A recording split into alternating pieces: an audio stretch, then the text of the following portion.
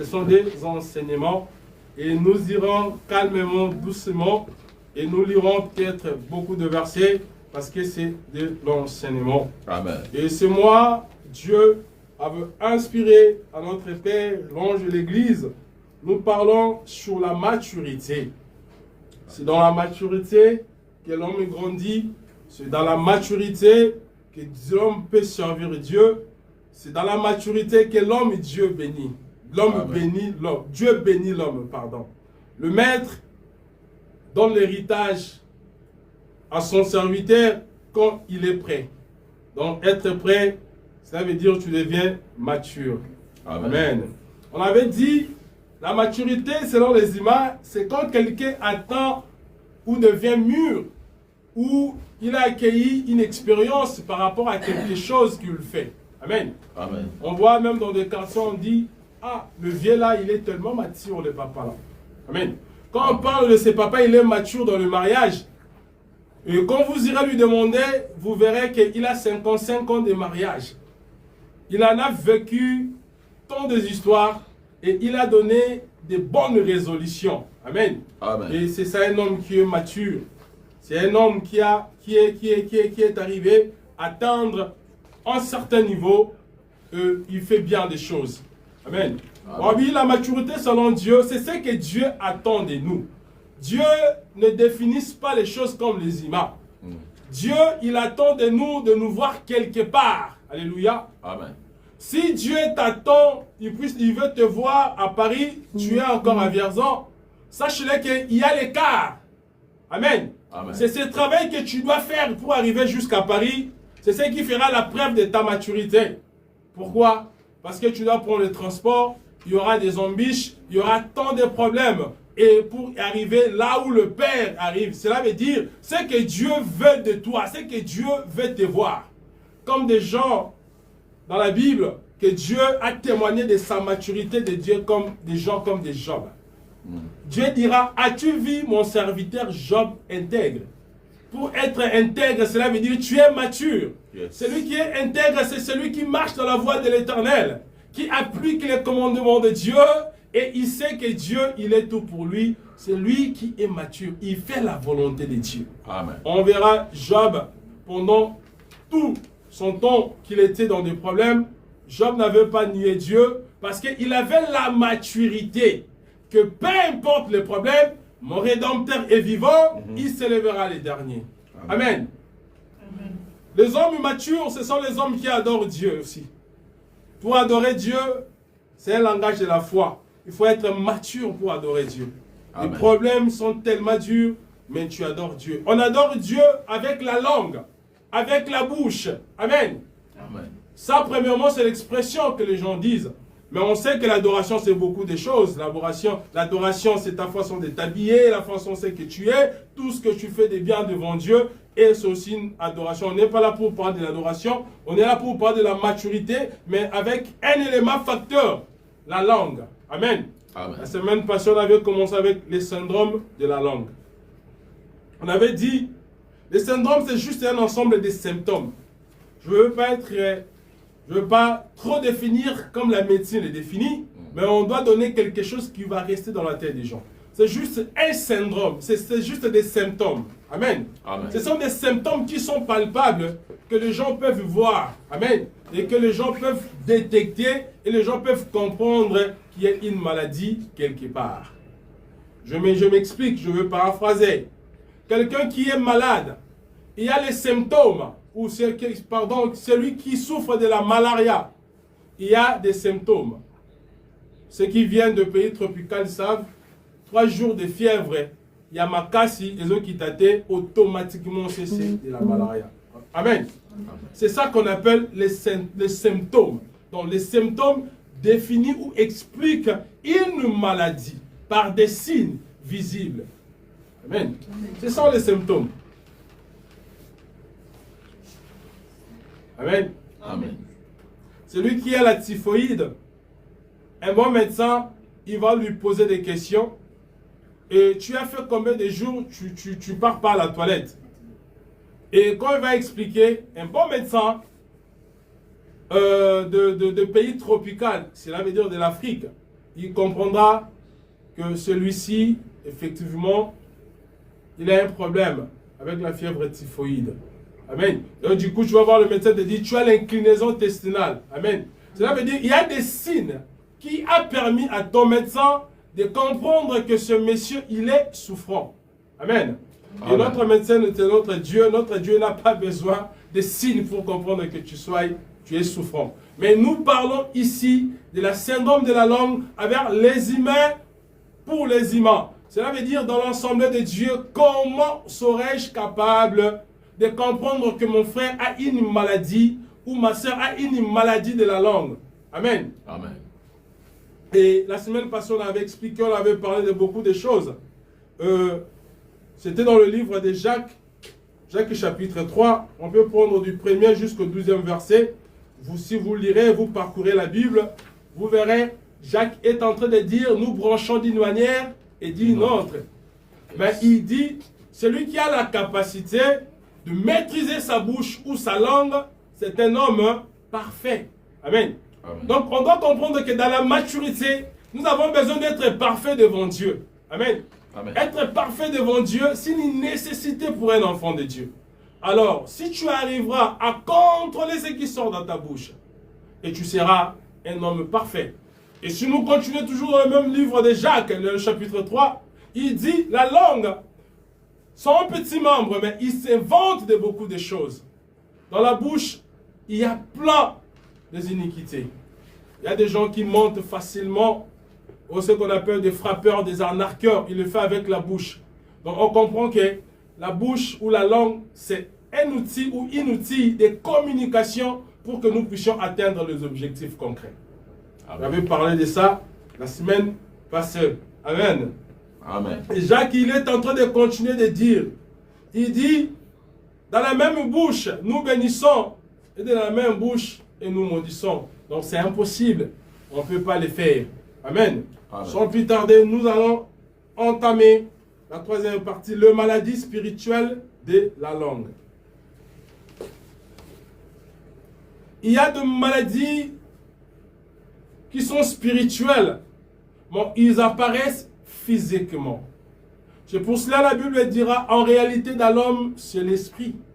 Si vous verrez une personne qui a la facilité de parler des choses horribles ou des choses impudiques, directement tu dois comprendre l'état de son âme. Amen. Amen. Parce que dans l'âme de l'homme, nous avons les émotions, nous avons des décisions, nous avons des désirs et nous avons l'intellect. Amen. Amen. Et vous verrez, Matthieu est en train de dire, c'est par l'abondance du cœur que la bouche parle. Donc, tu auras bien à comprendre que ce monsieur, il parle ceci, ça vient au profond de lui, son âme. Si vous voulez comprendre l'état d'âme d'une personne, prenez le temps de passer des moments de conversation avec lui et vous saurez qui il est exactement. La première maladie, on dit la langue déréglée. Amen. Amen. Donc on peut comprendre que les gens, ils ont une langue déréglée. Cela veut dire, c'est quoi une langue déréglée? C'est une langue qui est pleine de zizanie. Donc c'est quelqu'un qui ne parle jamais directement, tout droit. Amen. Amen. Les gens vont s'étonner, ils disent, est-ce qu'il y a de maladies aussi dans la bouche? Parce que les gens savent que la maladie, c'est la typhoïde. La maladie, c'est des cancers, c'est des diabètes et tout. Oui, il y a deux maladies. Autrement dit, quand Dieu, il explique ça comme une maladie, ça veut dire que c'est un péché. Amen. Amen. Parce que la maladie, si elle n'est pas bien soignée, amène l'homme à la mort. Amen. Amen. Et la Bible, il est clair, elle dit, l'âme qui pêche, c'est celle qui mourra. C'est-à-dire, cette maladie de la bouche t'amènera un jour en enfer. Et Dieu ne veut pas que vous puissiez aller en enfer. Et Dieu veut que nous puissions comprendre ce que l'homme souffre, que nous puissions avoir les remèdes. Le remède qui est la parole de Dieu, qui est la prière. Une langue pleine de zizanie. Elle parle sans frein. Ma soeur, mon frère, je vous dis, il y a des gens qui parlent sans frein. Il y a des gens qui n'ont pas de secret. C'est une maladie, tu seras pauvre. Amen. Amen. Tu auras des combats qui compliqueront ta vie parce que ta bouche ne se ferme pas. À peine que tu es sorti, Tu t'es rencontré avec quelqu'un et te dit, ah mon frère, apparemment tu ne travailles pas, ouais. Mais comme si je vois, je peux te pistonner quelque part. Hein. Vous vous êtes arrêté seulement, je peux te pistonner. C'est pas encore fait, mais tu rentres, tu dis, ah, mon neveu t'a pas tenu en sous. Déjà, je te dis que dans 6 semaines, j'aurai un boulot. Hein. C'est une maladie. Amen. C'est une maladie qui va te tuer. Tu demeureras pauvre sous le soleil parce que le diable va te compliquer. Le diable n'a jamais été l'omniprésent, mais il a ses acolytes, ses esprits. Amen. Amen. On appelle ça les esprits contacts. Les esprits contacts, ça peut être une personne visible. Amen. C'est exactement ça. Ce sont des esprits de personnes physiques. Quand toi tu parles de tes problèmes, lui il a pris ça et il appelle là-bas. Je vais t'informer entre parenthèses, que ce soit les sorciers de l'Europe, que ce soit les sorciers de l'Afrique, que ce soit de l'Asie. Et sache-le que à chaque fois que tu iras dans un pays, quand tu te rencontres avec quelqu'un qui te connaît, prie, dis Seigneur, que cet homme soit aveugle. Si c'est quelqu'un de monde de ténèbres, sache-le que le soir, quand il y aura une réunion, il dira, je vis un tel ici. Yes. Automatiquement, ils vont se connecter. Je vous dis des choses par expérience. Le long de mon mariage, je vis ça. Il y a eu des gens qui s'est connectés de là où nous étions, de l'autre pays. Nous avons des côtés. C'est juste parce qu'il y a un contact. On parlera de liens. Un jour, quand papa nous donnera la place un jour, on parlera de ça. La langue doit avoir un frein. Tu dois savoir freiner. Amen. Amen. Même Christ il le faisait. Devant les Sadducéens, devant les Sanhedrins, devant tout ce monde qui cherchait sa vie, à des fois, il parlait des choses, il voulait entendre ce que Christ dira. Et le maître resta calme. Si Dieu, il a la capacité de rester calme. Amen. Parce que le temps n'était pas encore venu. Personne avait l'autorité de tuer Jésus. Mais ce n'était pas encore le temps. La Bible dit, il cherchait ce qui sortira dans sa bouche. Afin qu'il mette la main sur lui. Mais un Dieu est resté calme. Mon frère, si ta bouche n'a pas de frein, tu mourras. Yes. Si ta bouche n'a pas de frein, tu resteras célibataire. Surtout les mamans. Tu t'es emporté par la colère et tu insultes. Je vis des documentaires. Un homme a tué sa femme et tous ses enfants. Et tous les enfants, pardon. Pourquoi? Et puis il s'est tué lui-même, s'est suicidé. Parce que la femme lui a dit, ces enfants ne sont pas tes enfants. La bouche qui n'a pas de frein, amen, te tuera. Une bouche qui parle sans avoir, comment dirais-je, sans avoir honte. Il y a des gens qui appellent des mots par des mots. Amen. Amen. Quand il insulte vraiment les mots là, et des mots que tu ne peux pas écouter. C'est une maladie. Une langue qui est déréglée. Or, la langue d'un enfant de Dieu doit être saisonnée de la grâce et du sel. Amen. Yes. Dieu nous a donné la langue pour fortifier ceux qui sont fatigués. Et du coup, quand quelqu'un parle comme ça, ce n'est pas un enfant de Dieu converti. Il n'est pas mature. Un homme mature, à des fois, il reste calme. Et moi, je fais l'expérience dans le mariage et surtout, si tu veux être bien, il faut être calme. Et surtout les hommes, les femmes parlent trop. Les femmes, quand elles s'énervent, ils disent tout qu'ils peuvent parler, mais toi, tu dois rester calme. Et si tu vois un homme, il arrive à gérer bien le mariage, c'est un homme, vous pouvez lui donner toute une entreprise, il les gérera bien. Même s'il n'a pas un bon niveau d'études, je vous l'ai dit. Aux États-Unis, on appelle ça le cursus. On va suivre comment tu étais à l'école ou jusque-là tu es arrivé. Et on va voir ta femme, comment tu gères ta famille. Si tu es dans ta famille, tu as des enfants drogués, tu ne peux pas être un président. Parce que ta bouche ne sert à rien, il n'arrive pas à rééduquer les enfants. Amen. Il y a de maladies spirituelles. On appelle ça une langue déréglée. Une langue qui parle, il dit tout, son frère. Amen. Et lui-même, ils ont fait le projet avec son mari. Bon, si les aura suppose qu'il y a des gens qui ont dit, aïe, bon, ils sont ma voiture, ils sont ma moutouka. Mais maman, c'est à peine qu'on vient de terminer ma camouille, c'est comme Ikuna. Et si tu as une langue déréglée, une langue qui n'a pas de frein, c'est que Dieu t'allait donner dans 5 ans, tu l'auras dans 20 ans. Yes. Parce que c'est ta bouche qui te fera retarder. Le monde est méchant. Les humains sont tellement méchants. Ils attendent ce que tu diras. Et puis ils vont te compliquer. Amen. Amen. Ni contrôle, ni pudeur. Et ne distingue ni le milieu. Amen. Amen. Oh, que Dieu nous aide. Chantons avec le peuple congolais. Aujourd'hui, le Congo tout entier a cette maladie. Dérèglement. La langue est déréglée. Vous verrez les hommes de Dieu sur la chair. Vous leur avez confié un secret. Mais quand il vient, il prêche, il dit l'onction. Il balance ce que tu l'avais dit. Et ça fait très mal. Ce comportement a détruit les églises. Ce comportement a détruit, a brisé le cœur des enfants de Dieu. Et un homme de Dieu sans pudeur. Il y a des prédications, tu ne peux pas les prêcher là où il y a des mineurs. Il y a des prédications, on les prêche que là où il y a les hommes de Dieu. Et puis quel genre des hommes de Dieu? Il y a des hommes de Dieu matures. C'est pour cela qu'on dit, il y a des conférences qui existent entre les hommes de Dieu. Yes. Pourquoi là tu peux tout dire? Il y a des choses qui se disent entre des couples. Et là tu peux tout dire. Amen. Mais tu n'es pas permis un dimanche et tu dis des choses qui scandalisent tout le monde. Notre Dieu, il est bien éduqué. Et c'est pour cela qu'il avait mis les 10 commandements pour que l'homme puisse être bien éduqué aussi. Ni les milliers, ni âge. Je ne peux pas me permettre parce que je suis un pasteur. Ou je suis un frère. Je suis un prophète rempli de l'onction.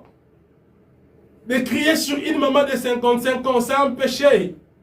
Amen. C'est un péché. C'est ta maman. Honore ton père et ta mère. Afin que tu vives longtemps. Il y a des hommes de Dieu, quand ils reprochent une mère, ils crient comme s'ils criaient sur un enfant. Et une femme qui est mariée, j'insiste, peu importe son âge, quand une femme est mariée, on lui donne du respect.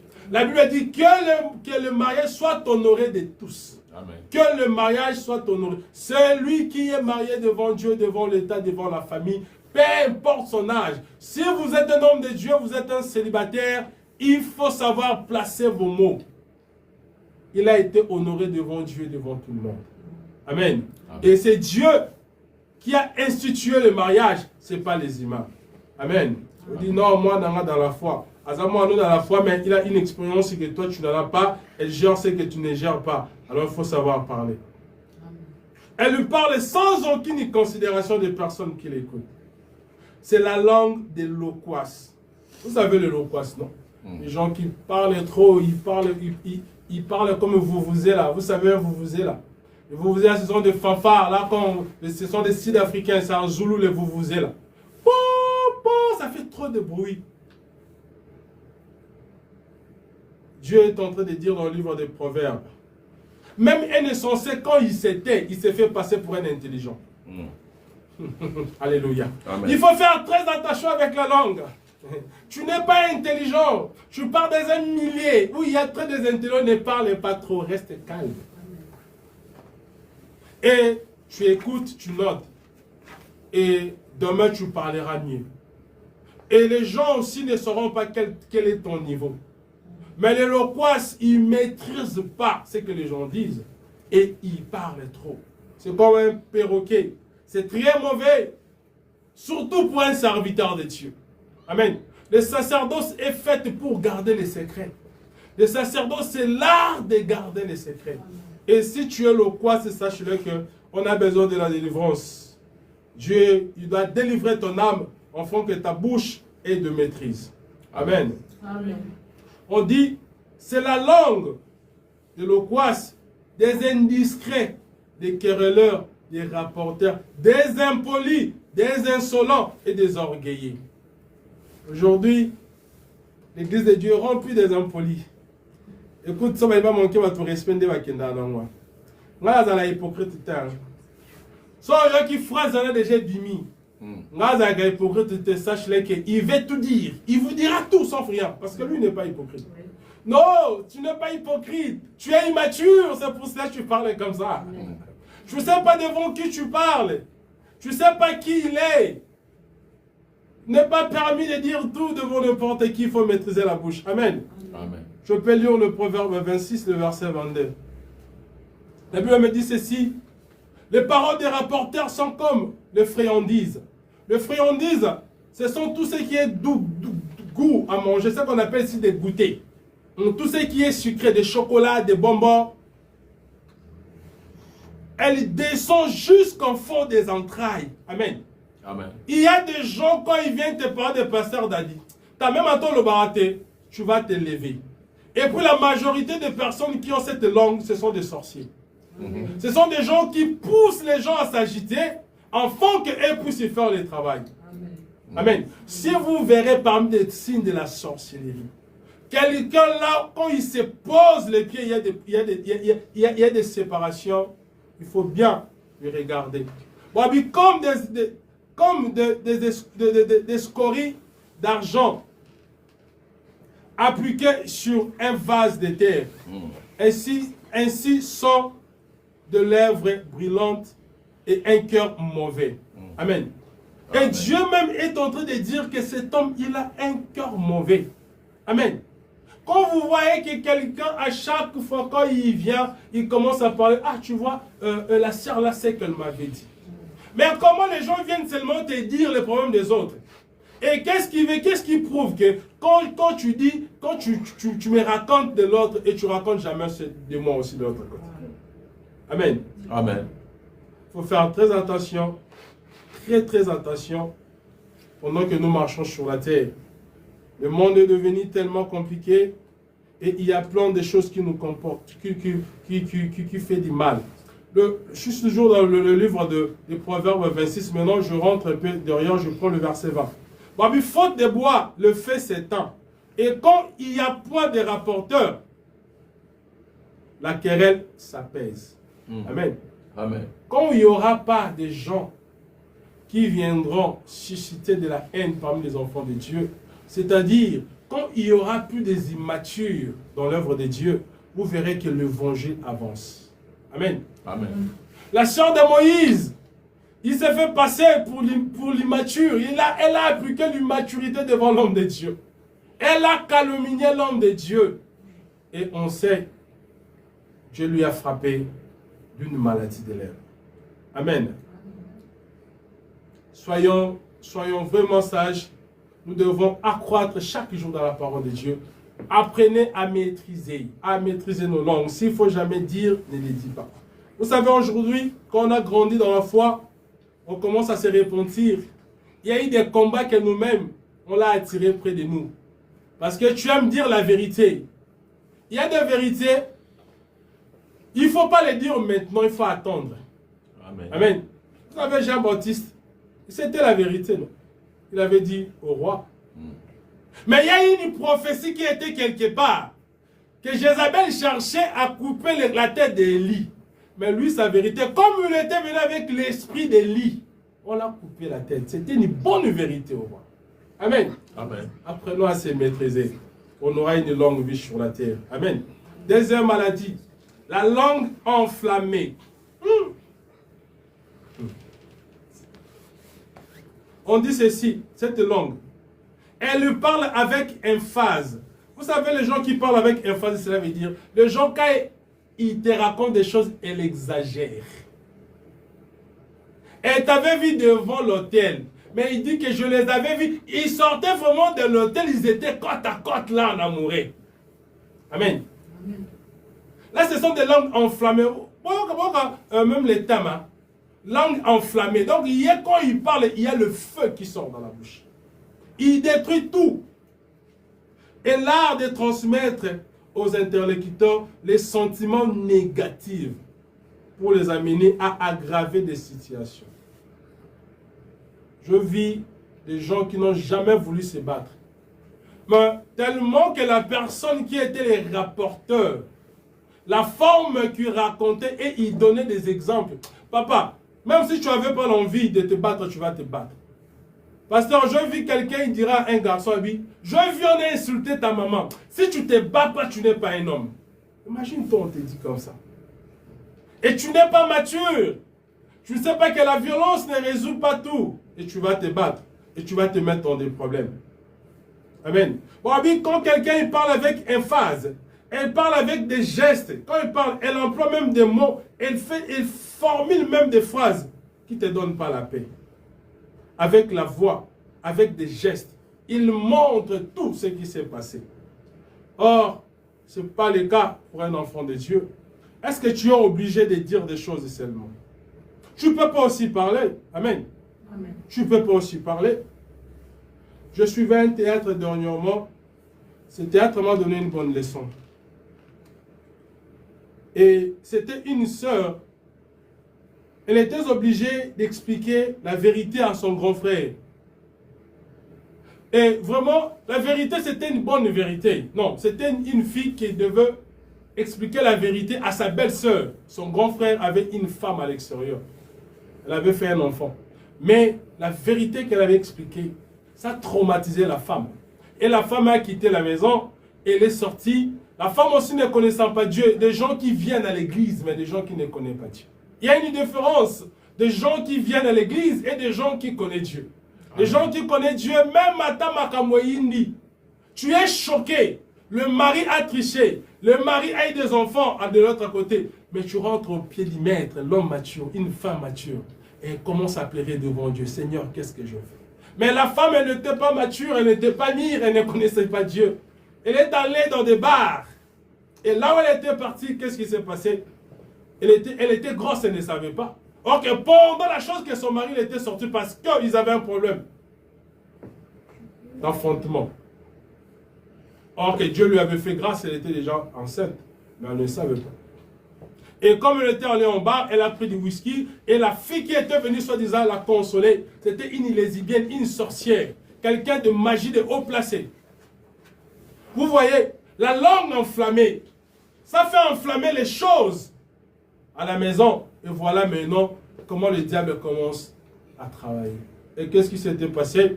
La femme lui a consolé, la femme lui a dit, je te ramène à la maison. Elle a dit non, non, non, parce qu'elle avait compris que la femme commençait à la draguer.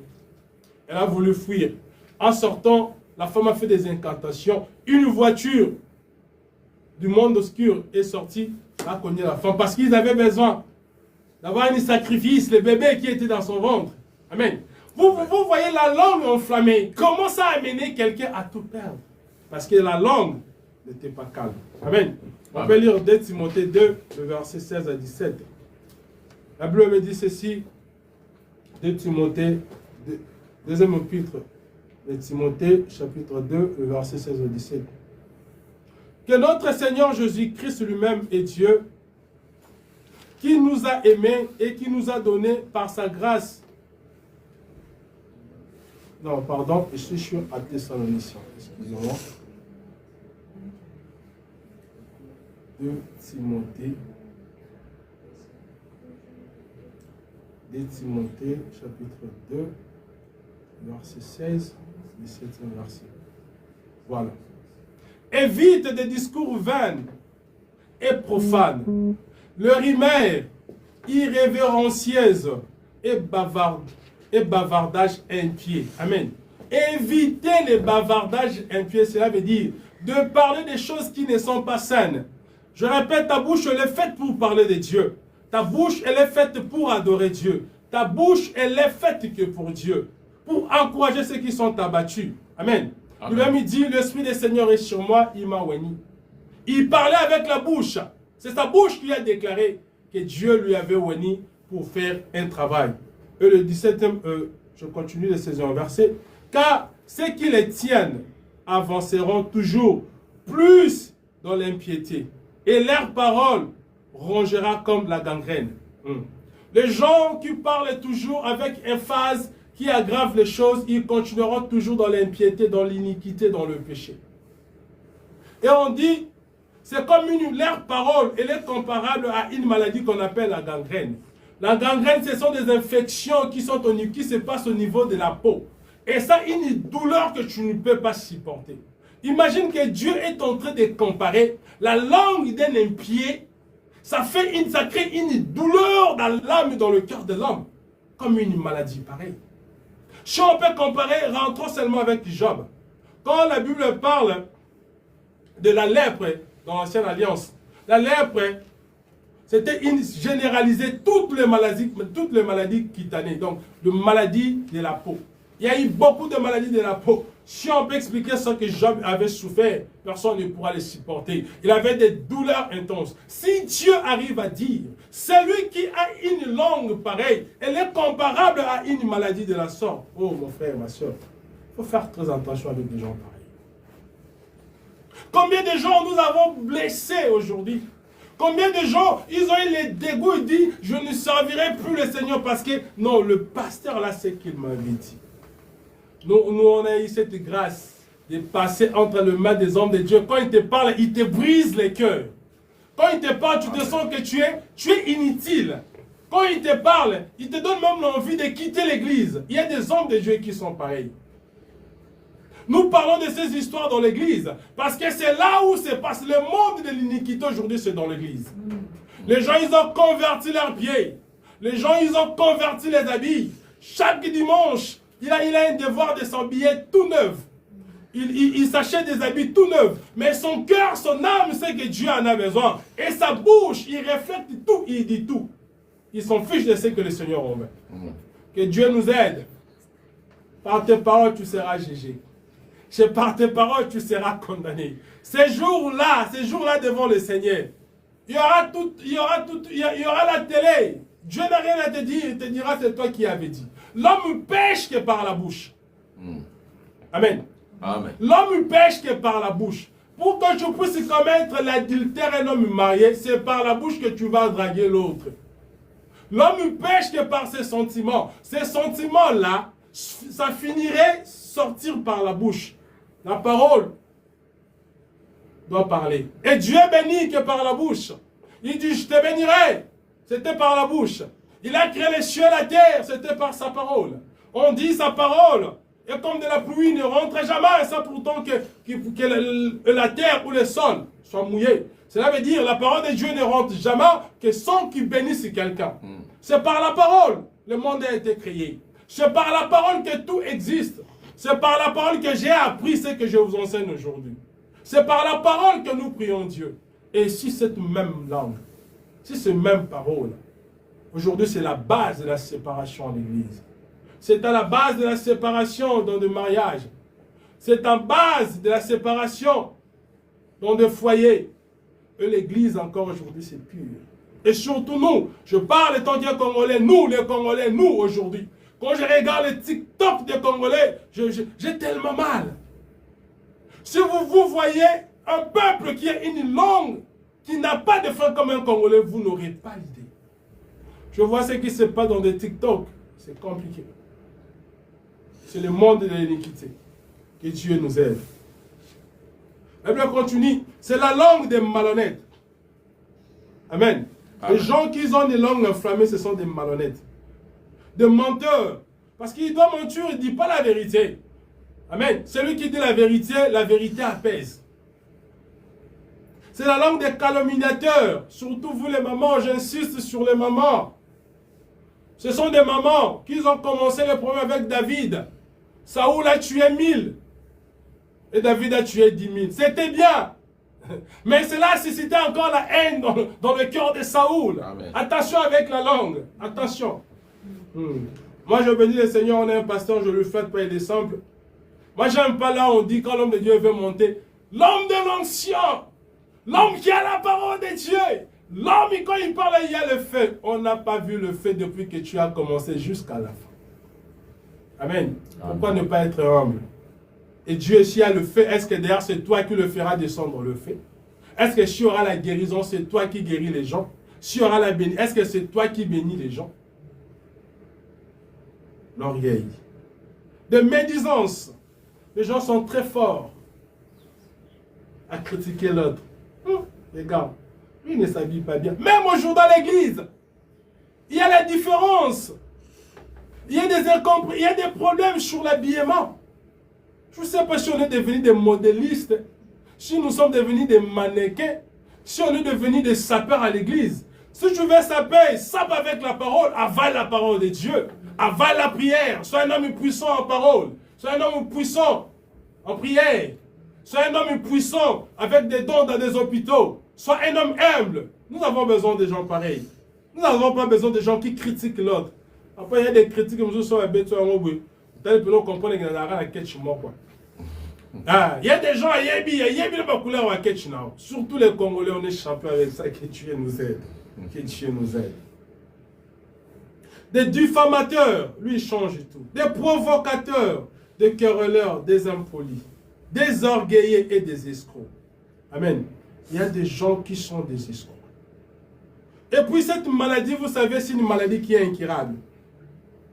Amen. Il y a des maladies qui ne se guérissent pas. Si ce n'est que Dieu qui peut te guérir. C'est pour cela que nous avons besoin de la délivrance. La délivrance, moi je l'ai dit, c'est la connaissance de chaque jour. Osée 4, 6, il est dit, mon peuple périt faute de connaissance. Et par là que moi j'avais compris, quand l'homme, il avale la connaissance, et cet homme il est délivré. Il y a des choses qu'on ne te posera plus les mains. Tu es écouté. N'est-ce pas, Christ dit, ce que je vous ai dit est esprit et vie.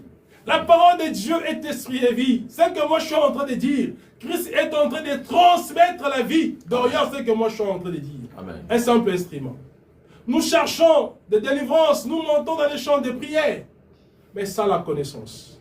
L'homme sans la connaissance, il restera immature devant Dieu. J'avais parlé le mercredi passé de la différence de Saoul, de la royauté de Saoul et de David.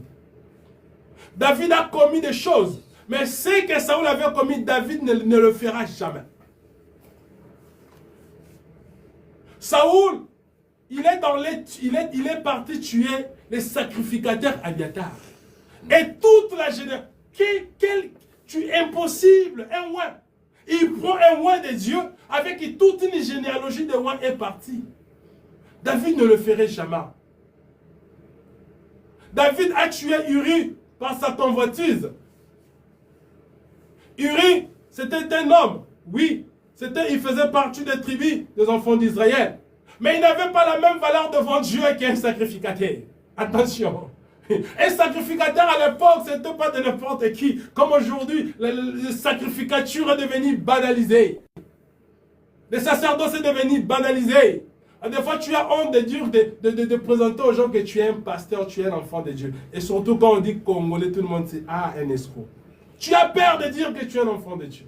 À l'époque, il n'y avait que 3 types d'onction. Il y avait l'onction qui était sur le sacrificateur. Il y avait l'onction royale, l'onction du prophète. Et lui, comme il était là en tant que roi, avec son onction du royauté ou royal, il ne pouvait jamais faire sacrifier quelque chose avant que le prophète puisse y venir. Mais lui, il a passé au-dessus parce qu'il manquait de la connaissance. Il était immature dans les choses de Dieu. Amen. Mais David, l'homme immature, quand Dieu lui a dit que tes ennemis soient derrière toi, et que je frappe, et que je fasse ceci, ou que la famine vienne, il s'est mis devant Dieu et dit, Seigneur, j'aimerais que toi, tu sois derrière moi. Tu vois un homme mature, il avait la connaissance de la parole. Il sait que Dieu, il est lent, la colère, riche à la bonté. Amen. Même ici, c'est pour cela qu'il dit, même ici le matin, c'était le pleur, mais quand je passerai le soir, je chanterai avec le chant d'allégresse. C'est dit à cela. La Bible dit, Dieu a commencé à frapper, mais l'ange a frappé, mais quand Dieu est venu le soir, il dit, arrête ça, arrête ça. C'est ça notre Dieu. L'homme qui est mature, il sait parler devant Dieu. Yes. L'homme qui est mature, quand il prie, tu n'as pas envie de changer de paroles, comme la Bible dit, vous multipliez des paroles vaines. Parce que tu n'as pas de maturité. Amen. Amen. Nous avons besoin de la maturité. Et avec cette langue enflammée, que Dieu nous aide et qui nous délivre. La troisième maladie, on appelle ça la langue chargée. Il y a des gens, ils ont une langue qui est chargée. Bon, c'est une langue dont les paroles sont blessantes. Amen. Mais quand je lis tout ça, Seigneur, mais ce qu'on voit dans l'église, quelle est la différence maintenant dans l'église et les païens? C'est pour ça que l'évangile a perdu la puissance. Amen. Nous blessons les gens au profondeur, c'est ça vraiment. Non. Je ne peux plus, je n'en peux plus. Amen. On dit, c'est une langue méchante, choquante, sèche et cassante. C'est la langue des gens impitoyables. Quand tu vois quelqu'un qui a une langue chargée. Il y a un bon, c'est bon, la français est simbate. Abizé à la bonne, se l'entend en béton au Kabouana. Il y a des gens comme ça. Soit un bête sur un bon pena au Kabouana. Soit qu'un bête sur pena, tu sens que je suis nul. Même, c'est ça une langue qui décourage les personnes complètement. Amen. Or que nous, on n'est pas fait pour ça. Nous, on est fait pour encourager. Même si tu prêches mal, Père me dit, va encore. Amen. Même si j'étais tombé, si Dieu lui-même me dit, mon serviteur tombera cette fois, je le relèverai cette fois encore. Si Dieu, il sait qu'il y a la faiblesse en l'homme, mais qui es-tu pour que tu sois impitoyable, insensible? Même si vous voyez que les gens ne viennent plus à l'église par rapport au comportement du pasteur, il dit, bah, qui est là-bas? Le bébé, on s'en va bien, on a la nan. Parce qu'il fallait pour y rappeler le mot dimanche au bêtiment beaucoup, aussi au thé, aussi sur le bible amène au offrande, ok? Parce qu'il va bien accueillir. Notre Dieu, il a une sensibilité impossible. Dieu, il a une compassion. Il dit quand le malheureux crie, j'écoute, j'attends, il vient en délivrer.